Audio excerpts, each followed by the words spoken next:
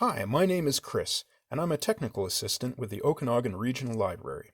Today, I'm going to show you how I collect small items from around the forest to use later in my scale models. These are birch catkins that I have tinted orange using acrylic craft paint, and they look like little miniature leaves. I attach those to my scale models with a little bit of white glue or Mod Podge to look like little miniature fallen autumn leaves. Now this container here has a collection of little dried bits of string. This is from a front doormat. And little bits of moss that I can use in scale models also to look like dead grass.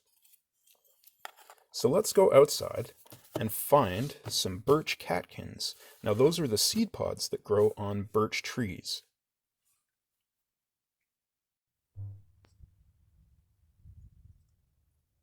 That birch tree looks like a good place to find some birch catkins. Oh! Okay, so somewhere down here I should find little birch catkins that have fallen off the tree. The fresh new ones look like... Let's get this camera in focus. There we go. That's what the new ones look like. And then in the autumn, they fall off. And, oh, here's an old one. There we go. Look at all those little miniature leaves. Perfect. Here, I've placed the birch catkins into a plastic yogurt pot. Well, in this case, it's a ricotta cheese pot. There are a few different shapes in here, and these are the ones we want. Let's see if I can pick one out with tweezers. These little leaf shapes are the ones we're looking for. These other little seed pods are not what we're looking for.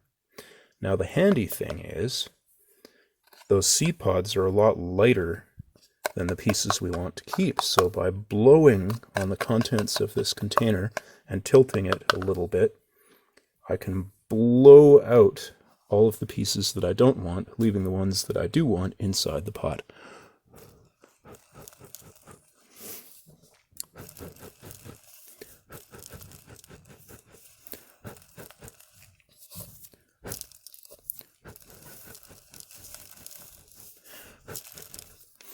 As you can see, I'm keeping the ones that I do want in the pot, and the rest are blowing out. Some of these need a little help. I need to crumble them up with my fingers.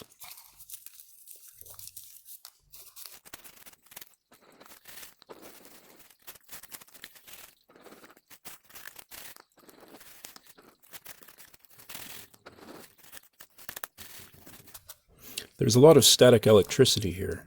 See how that's sticking to my finger? It's a bit problematic, but it's mostly working the way it needs to. Good enough. So I'm going to clean up this mess that I've made on the table, and then I'm going to mix up some apple barrel acrylic craft paints and a little bit of water, and I'm going to use those paints to turn these little birch catkins a much brighter orange so they look like miniature autumn leaves. First I shake up the paints, make sure they're good and mixed. I'm going to mix a little bit of red and a little bit of yellow to create an orange color. Now I can't remember how much red and yellow I need to add to create the orange that I'm hoping for, but I'm going to start with a little bit here and mix it up with a little mixing stick and see what I get.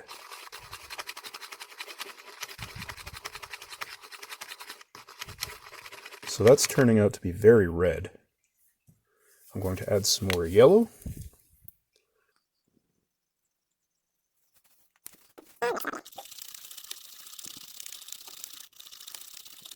Alright, now here's the fun part. I'm going to mix in a little bit of water just to thin out the paint so that it will blend and run more easily.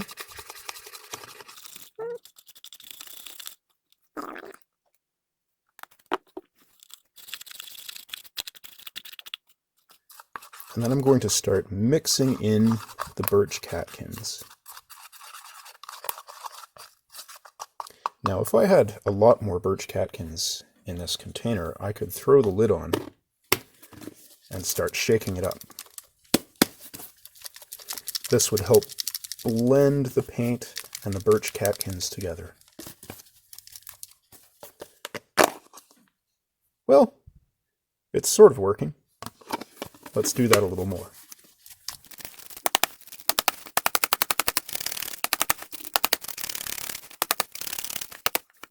Okay, let's see what we've got. Hey, look at that, they're all bright orange. So now that I've cleaned up the mess a little bit, and these leaves are looking more or less orange,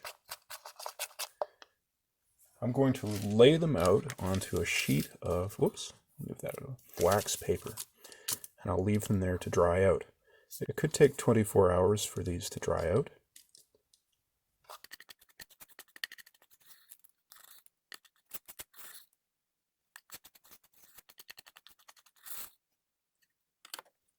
And now I'm going to spread them out so that they can dry properly.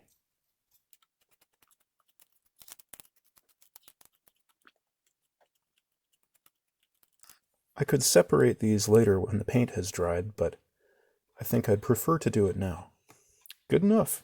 So now I'm going to leave these here to dry for maybe 24 hours. While we're waiting for these to dry, I'll show you some that I completed earlier.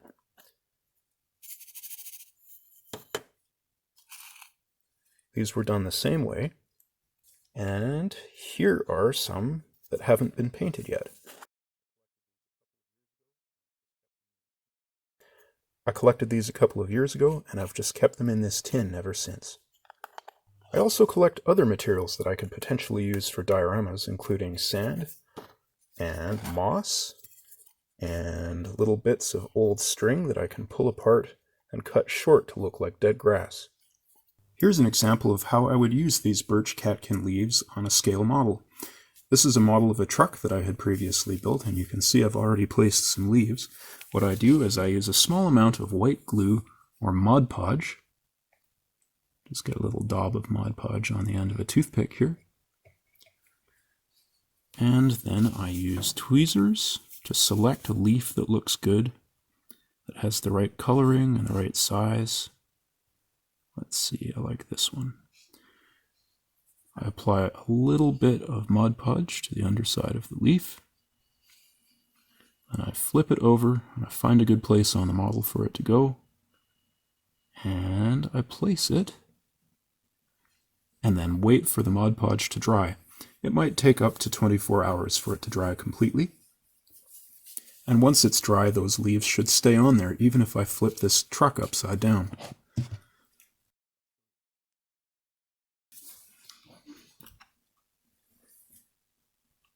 Yep, they're really on there. As you can see, I've placed a few on the running board and a few on the front fender to make it look like this truck has been sitting under a tree.